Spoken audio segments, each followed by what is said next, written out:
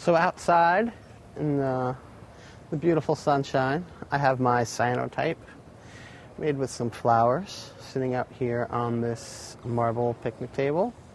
It's been out here for about 20 minutes. I'd like to see kind of how it's going. So I'm taking off my images and I can just see where this flower weed left an impression. And I could see some of where my littler flowers left that blue, just light impression.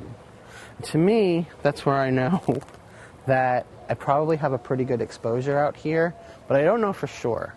The other thing I could do sometimes is that I can almost do a double exposure of images on a piece of paper that I've coated. Now that's another way that you can make some more creative cyanotypes. But right now, really what I'm concerned about, this is sort of like a test. You know, the beginning of the day today, it's about 11 o'clock. The light is kind of shady, kind of sunny. So how this comes out is how I'm going to gauge the rest of the prints I make today by. Because this has been about 20 minutes, so if it's too dark, I'm going to cut it down to 10 minutes. If it's too light, I'm going to give it 10 minutes more.